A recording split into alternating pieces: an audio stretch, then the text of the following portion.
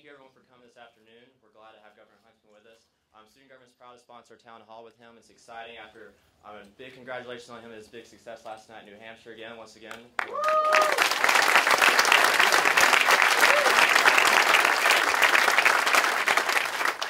The two reasons why Governor Huntsman is significant to have him the Darla Moore School of Business.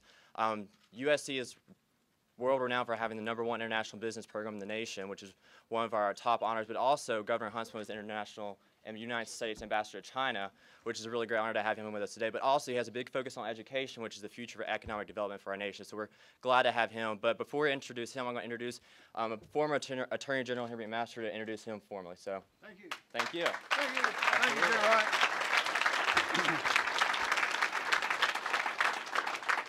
Well, this is a beautiful slice of South Carolina weather for you, John.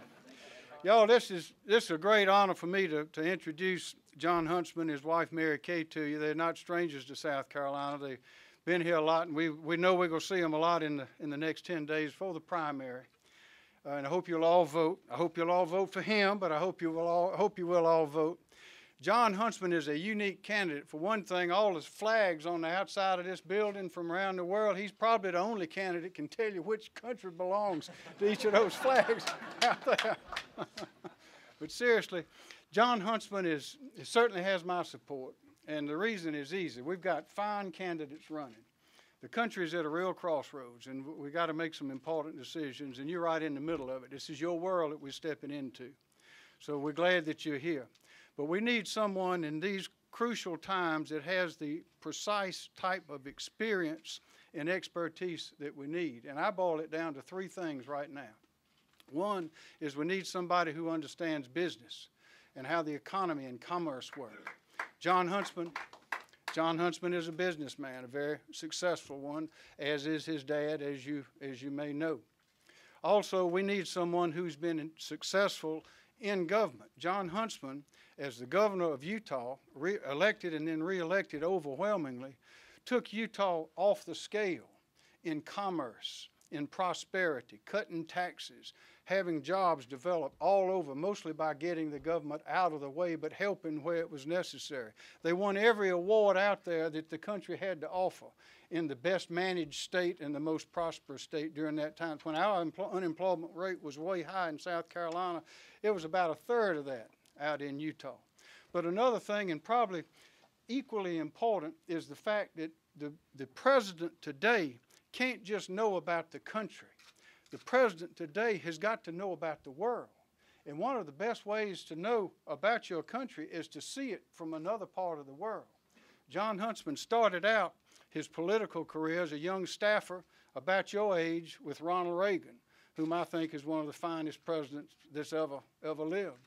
But also he came back into government 3 times as the deputy U.S. trade representative, as ambassador to Singapore, and lastly as ambassador to Canada. China, excuse me. This man, thank you. Thank you. Yeah, flags. Y'all are going to love Jon Huntsman. I'm glad you're here. You're also going to love this yellow-haired girl he brought with him, Mary Kay. She's a real charm. We're glad to have him here. Please give him a good South Carolina Gamecock welcome.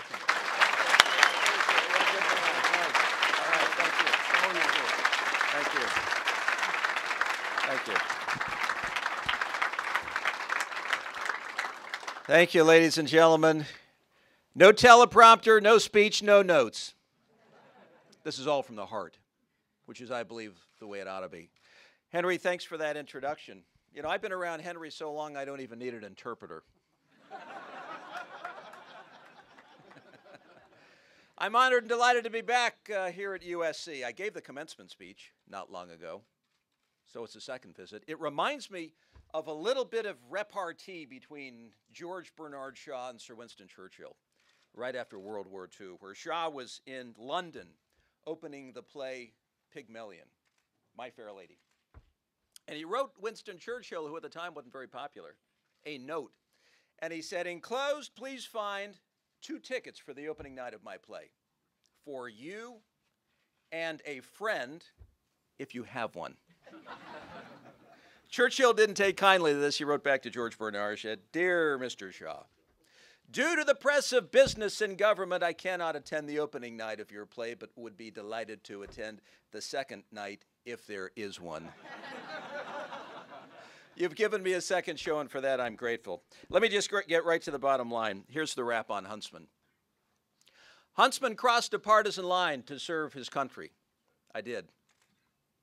And I wouldn't trade that for anything. They say he crossed a partisan line and maybe that's not a good thing. And I say, I'm always going to put my country first. There are some in this race who say maybe it's better to put politics first. If you believe in putting politics first, I'm not your guy. I believe in putting this country first, and I always will. My president asked me to stand up and serve and go to China as U.S. ambassador. I've lived in Asia 4 times. I did it because I believe we as people need to start focusing on closing the divide that keeps us from working together as Americans. We forget, first and foremost, thank you. We forget that first and foremost, we are Americans, and until we recognize that fact and begin acting like we again can join hands and begin to solve our problems, we're not going to find solutions longer term. We will not find solutions longer term. Thank you. Someone found that solution quickly. I'm running for President of the United States of America because I think it's totally unacceptable that we are about to hand down the greatest nation that ever was, the United States of America, to you, the next generation, less good, less competitive, less productive, more divided, and more saddled with debt than any other recent generation. How did we get here, folks? How on earth did we get to this spot? When I was born in 1960, we exported $3 for every $2 we imported. We owned 36% of the world's GDP. Science, technology, the finest standard of living in the world, it was all ours. From our GDP, 25% of it was fueled by that thing called manufacturing. Today we're down to a paltry 9%. How did we get here? All I can tell you, folks, is we've got to come together and we've got to say, this isn't who we are as Americans. This is not who we are. We're a bunch of blue sky, problem-solving, can-do, optimistic people. We're in a hole. We are in a hole and we've got to get out. And I say, I'm not going to engage in hypercharged political rhetoric. That's not who I am. I'm the kind of person who's going to find solutions and move this country forward when elected President of the United States. And I say there are 2 areas in order to deal with the biggest issues of our time that would help us in preparing this country before it's handed over to you. Because pretty soon, many of you in this room are going to be taking this thing called humanity that we're passing down to you. That's all we have to pass down to you, is this thing called humanity. And it's our values, it's our economy, and it's our standing in the world, and a whole lot of other things. And we prepare it during our generation, and we hand it down to you. And it's always been better. That's our tradition in America. We always hand up who we are, our values, our position in the world, our economic performance. And we're handing it down for the first time ever. And I say, how pathetic is this? So for me, it was an easy call. You can either stand outside on the sidelines during the most important debate of your generation, or you can get in the arena and fight it out, which is exactly what we've chosen to do. We fought it out in New Hampshire. We went from 0, the margin of error candidate, to 3rd place last night. That was pretty cool, standing on that stage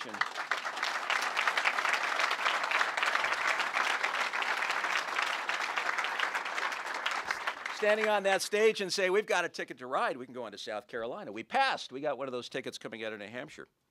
But here are the 2 things, folks, that we need to focus on as people. I don't care if you're Republican, Independent, or Democrat. I think these are the issues of our day. Number 1, we have an economic deficit.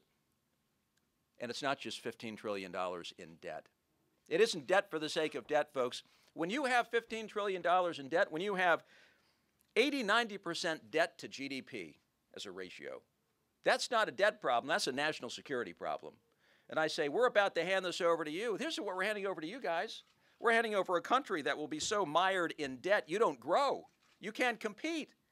I say, what on earth are we doing to the next generation? You'll spend your generation deleveraging and getting out of the hole. And I say, that's not fair. We're going to do everything we can in the years ahead to make sure that we take spending in this country from 24% of GDP down to a more manageable and sustainable 19%. You say, well, gee, Governor, how's that doable? I say, There are plans out there. We just have no leadership in this country. There's the Ryan plan. There's the Simpson-Bowles plan, that both a pathway that would get us forward in doing exactly what I have said, getting our spending down to a more manageable level. There is no leadership in getting us there. And I say, second, we've got to grow the old-fashioned way. We've got to expand our economic base. We've got to move. And I say, I've been living in China the last couple of years. Here's what's going to happen. Here's what is around the bend if we are smart enough as people to recognize it.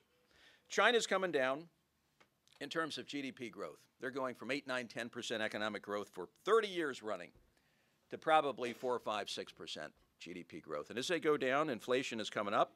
Cost of manufacturing is skyrocketing in the southern zones, 10 to 15% per year. And I say, when unemployment goes up in China, how do I know? I've lived in Asia 4 times. I've watched it for 30 years. When unemployment goes up in China, so does political uncertainty. And with political uncertainty emerging in China, so goes the risk profile. And as the risk profile becomes a little murky, that investment dollar that always lands in China is going to be looking for an alternative for manufacturing. And I say, we're the greatest market in the world right here. 25% of the world's GDP right here at home. The most productive worker on earth. We would be crazy if we didn't recognize the trend that was playing out in the international marketplace and say, we have an opportunity, folks. With the right president, we can make this happen. Of course, we've got to fix our taxes. We got a 1955 Chevy traveling on the superhighway of the 21st century, and we wonder why we're not competitive. Of course, we've got to fix our regulatory environment. Of course, we've got to take fundamental steps toward energy independence, all of which can be done. But I want to be the president who launches a manufacturing renaissance in the greatest market that ever was right here at home, because we are ready as people to make it happen. And only through launching a manufacturing renaissance, getting our people back to work, addressing issues like workforce development and vocational skill development, are we going to be able to pay down the debt.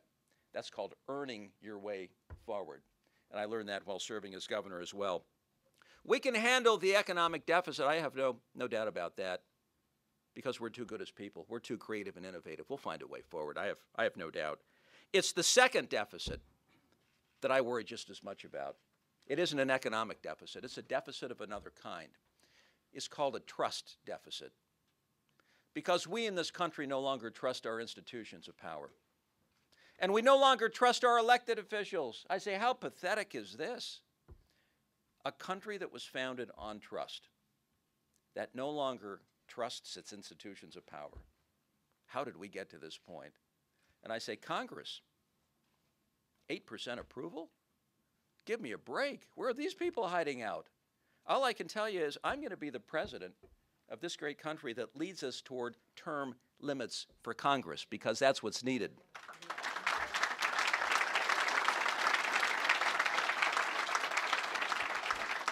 I've heard all the arguments before, well, gee, how are you going to get it done? Here's how we're going to get it done. We're going to recognize and explain to the American people who are already ahead of us in this debate that there's this institution called incumbency, and it's very powerful, and it reaches up and grabs people and grows very deep roots, and pretty soon you become part of the established order. You never want to leave. And we wonder why there is no trust toward Congress, particularly among the young people, because the incumbents get reelected time and time again. It's almost like a rigged system. And I say, we need term limits. And the way we get that done is having a president who can use effectively the bully pulpit, which is the most powerful weapon in the presidency. Traveling this country, rallying forces toward a march that would get us term limits. And you know what else we have to do? We've got to close the revolving door. You know what I'm talking about? The revolving door that allows members of Congress to file right on through to become lobbyists, trading in on their insider information and their insider relationships only to make millions of dollars. And I say, of course there's no trust. Crony capitalism prevails on Capitol Hill, and we're doing nothing about it. We need a president who's going to say, yeah, we've got an economic deficit, I'm going to handle that, but we also have a serious trust deficit in this country, and we can't forget that. And our people are never going to be able to come together as one, as Americans, until we can effectively address this trust deficit. Congress, no trust. The executive branch, no trust. A president who had this bipartisan commission report, Simpson-Bowles, land on his desk, a perfect pathway forward in terms of dealing with debt and spending and tax reform. He throws it in the garbage can. A president who, for the first 2 years of this nation, did not address our most pressing need of all, which is fixing the economy. A president who talked about crony capitalism early on, now only to engage in the same kind of practice with issues like Solyndra. I say no trust. And I look at our tax code, folks, and I say no trust. A tax code that is so weighted down with loopholes and deductions for anyone who can afford a lawyer or a lobbyist on Capitol Hill. And I say, what kind of deal is this? Anyone here get a carve-out or a loophole last year? Anyone have a lobbyist or a lawyer doing your bidding on Capitol Hill? I know who's paying for it. You open up our tax code and you'll find that there's $1,100 billion in nonsense. We carry it year over year, no oversight. And it keeps the lobbying profession going on Capitol Hill. And I say under my tax plan, endorsed by the Wall Street Journal, I'm going to phase it all out. I'm going to say I want to do what I did as governor of my state. I phased out loopholes and deductions. I lowered the rate. I broadened the base, and I simplified. I hear a lot of candidates talking about that, Henry, but I haven't seen anyone who's done it. I've done it. I'm not sitting here talking, giving you an academic dissertation. I'm speaking as a practitioner. I know we can do this for the federal code. Phase out all the cobwebs on the individual income side, lower the rate, and broaden the base. And on the corporate side, I say so long to corporate welfare. I say so long to subsidies because this nation can't afford it anymore. It gums up the system and it keeps the lobbyists in business. And I say we've got to change that substantially. I want to bring trust back to the tax code. I look at our wars overseas and I say no trust. We've been at the war on terror, folks, for 10 years. And all I want to do is stand before the American people and say this. We have something to show for it. We should be proud of it too. We've run the Taliban from power. We've dismantled Al-Qaeda. They're in sanctuaries in Waziristan and beyond. We've killed Osama bin Laden. We've had free elections. We've helped to strengthen civil society. We've helped the police. We've helped the military. We have given it our all as people. And some families have paid the ultimate sacrifice. And it's to them that we give our undying gratitude and thanks. But folks, it is time to come home from Afghanistan.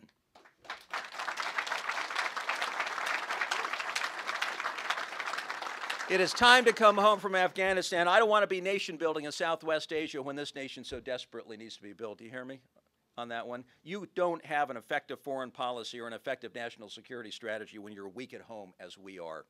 We don't project those values of democracy and liberty and human rights and open markets when we have a mess at home like we do today.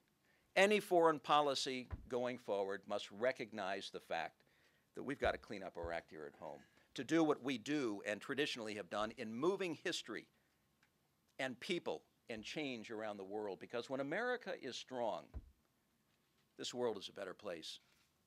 And I want to stand up and tell the American people this. Afghanistan is not our nation's future. Iraq is not our nation's future. Our future is how well prepared we are as people to rise up and meet head-on the competitive challenges of the 21st century. And that, ladies and gentlemen, is about economics. And that is about education. And that's going to play out over the Pacific Ocean in countries I've lived in before. And I have seen what they have done to prepare for the rest of the 21st century. And all I can tell you here is if we don't get our act together at home, we will see the end of the American century by 2050. And that's not the legacy that I'm going to leave to the next generation.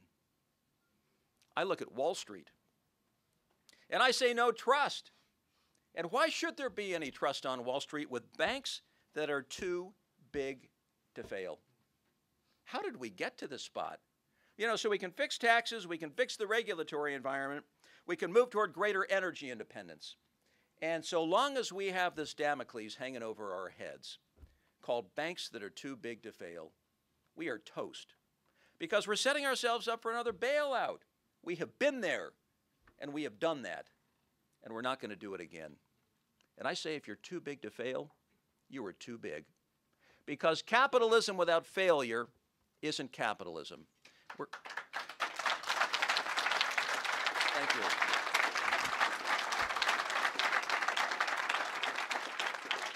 We need a president who's going to say, I'll go after the banks. I'm not going to get a whole lot in the way of contributions from Wall Street. or the bankers. That's okay. We've got to have a president who's going to be willing to stand up to those 6 banks who combined have assets that are equal to 2/3 of our nation's GDP, $9.5 trillion. If they go down, we all go down. So we can't let them go down. They're set up for another bailout, and we've given them this implied guarantee on the part of the taxpayers. They get a cheaper cost of capital, among other things. I say that isn't fair.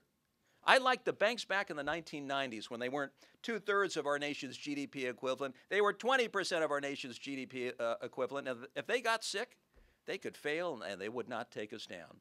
I want to bring trust back to Wall Street. Ladies and gentlemen, I am an optimist, or I wouldn't be standing here in front of you. I see challenges galore everywhere I look, but you know what else? I've also seen this nation from 10,000 miles away. I've seen this nation from the other side of the world. And when you look at who we are and you look at our values, you see one thing. We still are the envy of the world. And we have every attribute that any country would ever want to succeed in life. I know we can make this happen. I know we can hit head-on that economic deficit and launch a manufacturing renaissance in this country. I know that it is the will of the people of this country to hit the trust deficit too. And we need to pull together and make that a priority. But from 10,000 miles away, here's what you see. You see a country that has stability, rule of law, the longest surviving constitution in the world, private property rights. The most innovative, creative, and entrepreneurial people on earth is called our creative class. And they're not getting it done in the marketplace right now because there's no confidence in our tomorrow. So they have flamed out this engine of growth. We have the greatest colleges and universities on earth, and people still flock here from every corner of the world to attend them. And we have a pretty brave and courageous armed forces. And I'll be darned if we're going to allow the men and women to come from the theaters of combat, the front lines to the unemployment lines. That's not going to happen. They're going to come back to dignity, gratitude, and respect. And they're also going to come back to jobs. And they're also going to do just like the greatest generation before them did for their generation. They're going to help to rebuild this country. I know it is absolutely possible. Ladies and gentlemen, we have a primary right around the corner. I am a shameless political salesman. I just have a request for you. I want your vote.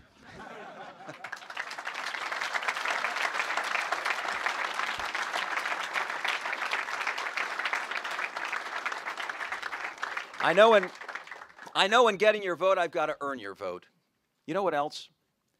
I know in getting your vote, I'm asking for your trust, which is about the most valuable thing one human being can give to another, trust. I mean, just think about that. For those of you who haven't run for president before, it is a pretty awesome thing to stand before a group, as I did as governor, over and over again, and to ask for someone's vote.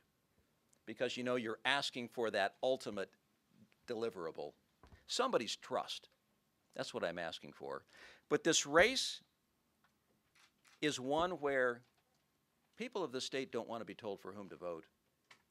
They will not allow the establishment to tee up their favorite candidate. That's just not how the people of this state work.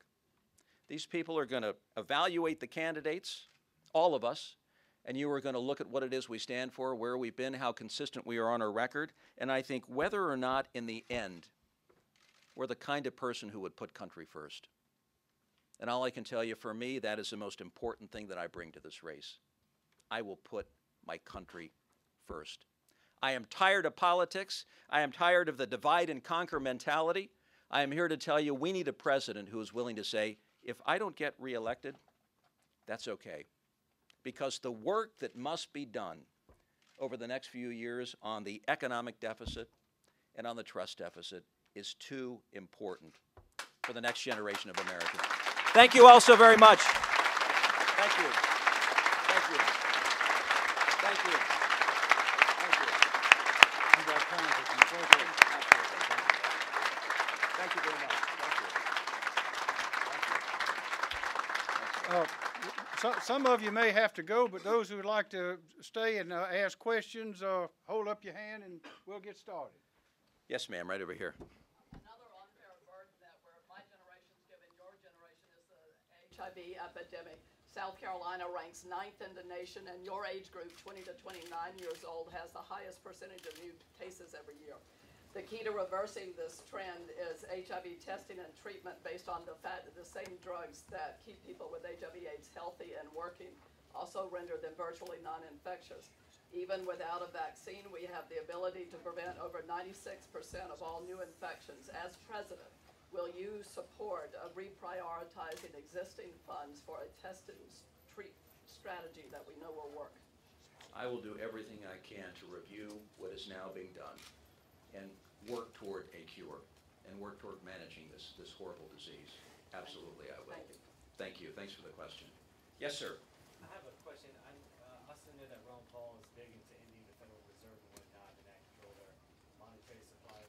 They, talks about the paper being paper dollars, not really backed by gold or any type of serious precious metals and whatnot.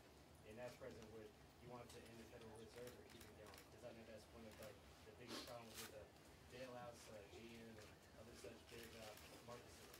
How did I know with that shirt you're wearing that you were going to ask that question? That's a great one, though. I have great respect for Ron Paul. I disagree with him on this one. Here's where I agree with him. I think we ought to be auditing the Federal Reserve, which we've never done before. And I think the American people ought to have insights into where the dollars are and where they go. And I think we can all conclude that the quantitative easing programs, number 1 and number 2, have not worked in this country. We've got more debt on the balance sheet and nothing to show in terms of economic uplift and more hope for jobs for our people. And I don't like that. The Fed's been out it for 100 years. I say we've had good years, we've had bad years. People talk about the Fed, when we have bad years. They don't talk about the Fed when we have good years. I know that because I served on the Fed regional branch board many years ago, so I followed it for a long time. I say, on balance, if you look at the scorecard, we're the greatest economy the world has ever seen. I think there's been some good in terms of managing our monetary affairs, but there's also been some bad, and we've seen the worst of it most recently in terms of quantitative easing bailouts. As for me, audit the Fed, no more bailouts. Thank you. Yes, sir, right back here. I know you support pulling out of Afghanistan and scaling back military intervention overseas, but what's your stance on Iran? What would you do to prevent Iran from getting a nuclear weapon without invading Tehran? I am not an isolationist. This is also where I differ with Dr. Paul. I'm a realist, okay? We've been in Afghanistan for 10 years. I've been over to Afghanistan. I lived next door to Afghanistan most recently in China for the last couple of years.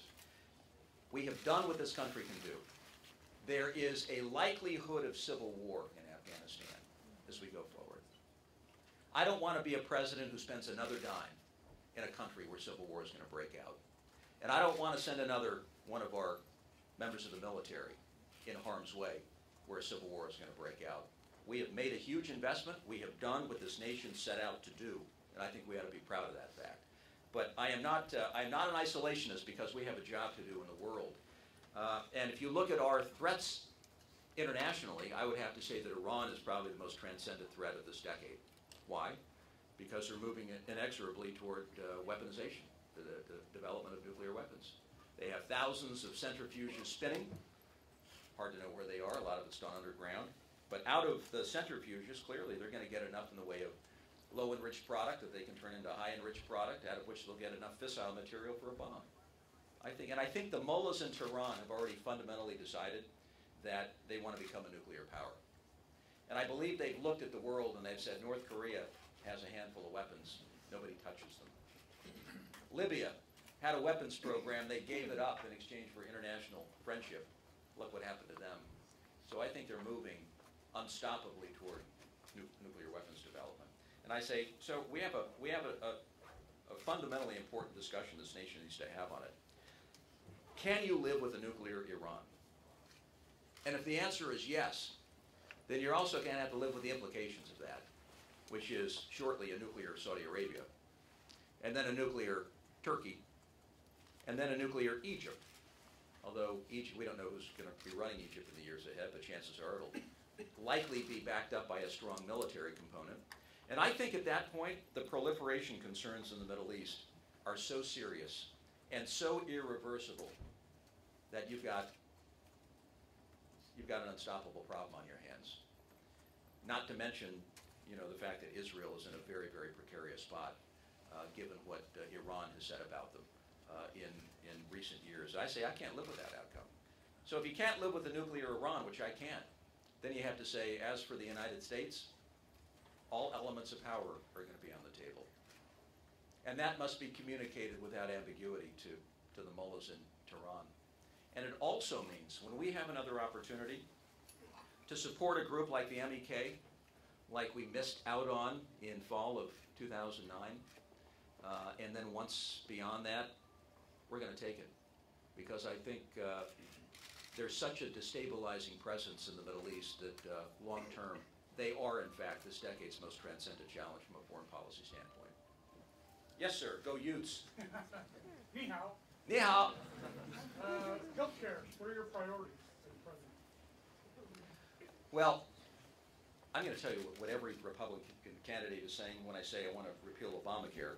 But what they don't do, they don't tell you what they're going to do. I'll tell you what I'm going to do. I'm not into the political bromide throwing. You know, I love that soundbite. Everybody has a soundbite, and then they don't tell you what they're going to do. I would repeal Obamacare because, first of all, I think the mandate is going to be deemed unconstitutional by the Supreme Court in June. Second, the $1 trillion in cost that drops on this nation over 10 years, I think, is unsustainable in terms of the burden it places on our economy. The 19,000 IRS agents newly hired to enforce a mandate, I'm not sure is a wise investment by the taxpayers. Beyond that, the level of uncertainty that it infuses into the marketplace. Small business, I meet them all the time around this country, and they say, I look around the bend, and I have no idea what healthcare costs are going to be, and therefore I'm not employing people. I'm not investing in market expansion. That uncertainty is what is killing us right now, and I say that's got to be changed. Part of it is addressing healthcare reform. Beyond that, you look at state by state, there are going to be a lot of carve-outs and waivers, states that don't want to live under the Obamacare arrangement. It's going to be such a confused situation as you look at the years ahead that it has to be waved off. Then I think we need a president who will stand up and say, all right, we got to refocus, we've got to refocus quickly because a whole lot of people in this country are suffering. And I say, let's take a couple of steps early on with the governors because a lot of the 50 governors have been working on health care reform, and some of them have a lot of good answers, like we do. We did health care reform in Utah. It took us 3 years. We found a lot of interesting things, interesting changes, and I believe we made some decisions that put us well ahead in the game. The first most important discussion we need to have on health care is what are the drivers of costs? Because you have a $3 trillion industry, the size of the GDP of France, and any expert will tell you that 40 to 50% of the money rolling around, that's $1.5 trillion, is needless, superfluous spending. I was reminded of that when I went to speak to a bunch of docs at Dartmouth Hitchcock Hospital in Hanover just a week or so ago. It's a reality. We've got to figure out how to get the excessive costs out of healthcare. So you get to the point where a patient can walk into the doctor's office and understand what the procedures are to be able to say, okay, I understand the cost implications, and I've got insurance coverage that actually covers that. As opposed to today, patients don't know what healthcare costs are. Doctors don't know what healthcare costs are. It's the most murky environment imaginable. And then we all get a bill. And we've got this out-of-control cost system that's driving, you know, double-digit inflationary increases year over year. And it's hurting the Department of Defense. You look at the most significant cost driver at DOD in their budget, it's healthcare. Healthcare for the soldiers. Medicare, healthcare costs, spiraling costs. So this has got to be issue number one as we look at healthcare reform. And number two, I really do think we have to broaden the insurance marketplace because insurance companies aren't doing what insurance companies are supposed to do, which is to take a risk and to provide more in the way of accessible, affordable options for the American people. And I think we've just begun the conversation with the insurance companies on where this market needs to be. You can either mandate your way to closing the gap, or you can expand the market where people have a lot more in the way of choice and opportunity that presumably they can afford. And we worked very hard on an affordable insurance policy in our state when we went through healthcare reform, particularly for the young immortal generation, the 18 to 35-year-olds, who was our largest subsegment of uninsured. And if you wanted to buy that affordable insurance policy, you couldn't access it from South Carolina because of the barriers that stand in the way of cross-state purchases. I say that's the first thing that's going to go when I'm president. I want to eradicate those barriers to the insurance market so we can begin to compete and drive down costs. Yes, sir. So, follow on this question, what about the mandate to serve emergency health services? Can you get rid of that as well? If you get rid of the mandate, well, there is no mandate, but if you get rid of the mandate to provide health care, if you have a mandate for the hospitals and EMS to serve people, isn't that a moral hazard that you just can't avoid? Well, you're always going to have the Hippocratic Oath, the emergency room, where the service is going to be provided. The problem today is, people use the emergency room like primary care. And you look at the cost per hour in the emergency room, it's incredible. You look at the liability that the emergency room docs carry in terms of the services they perform, it's way out there. Again, I get back to closing the gap on the uninsured with an expanded marketplace of insurance options is the only way that we're going to ensure that people are not dropping in on the emergency room and using it as a primary care center. What if they're really hurt? Well, then they ought to They go. don't have insurance. Then they ought to go to the emergency room. And And they having can't served, afford it, who pays?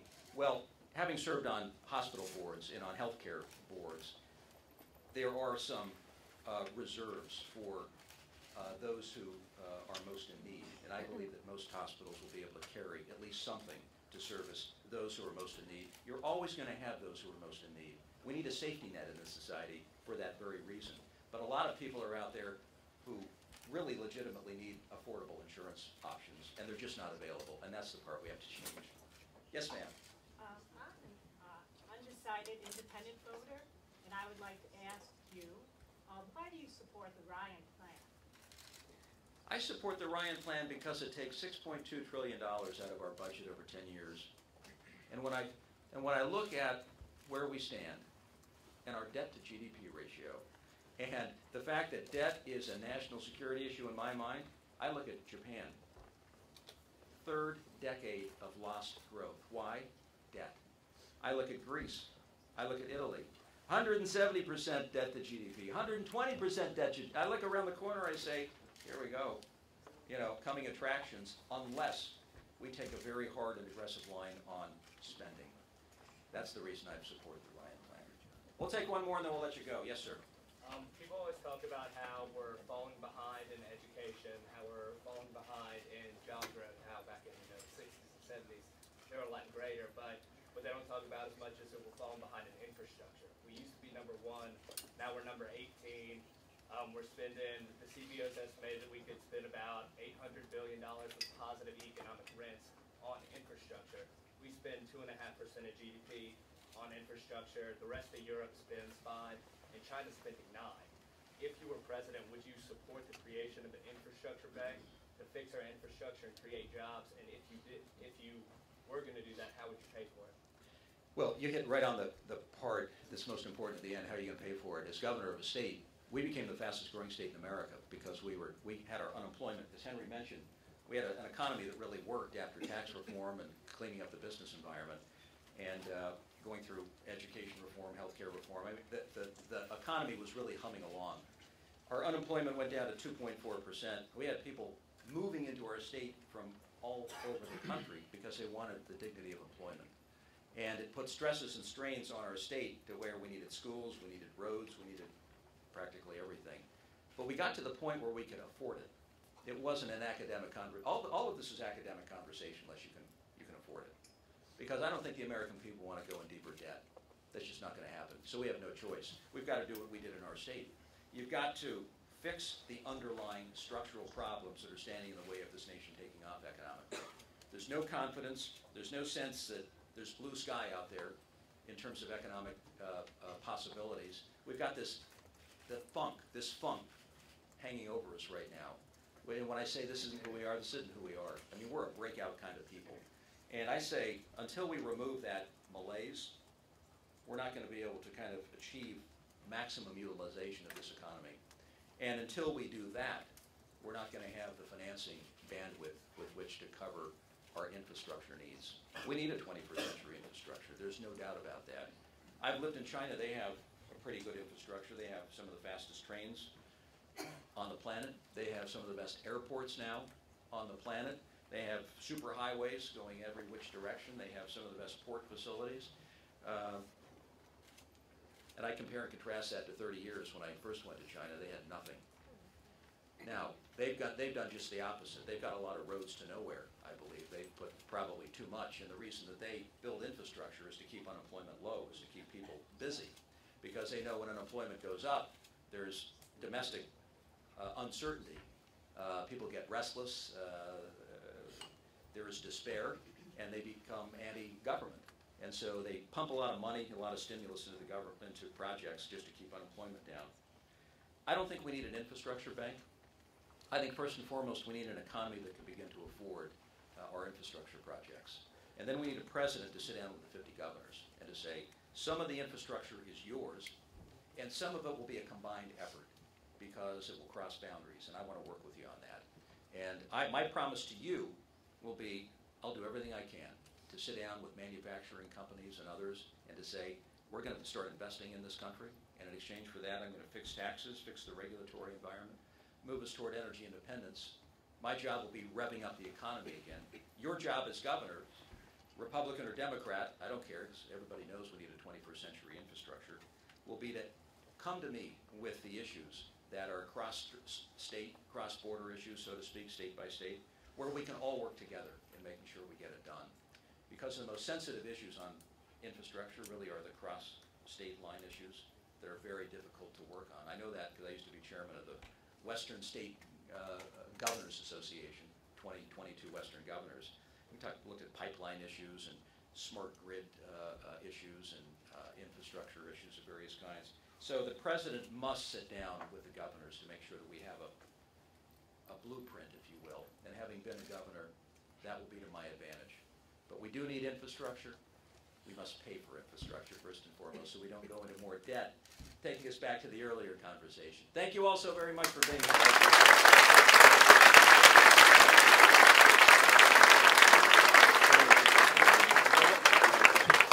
Y'all, thank you for coming. I've been to a lot of these things with Governor Huntsman, and I have yet to hear a question that he didn't have the answer to. I hope y'all enjoyed it. Thank you very much.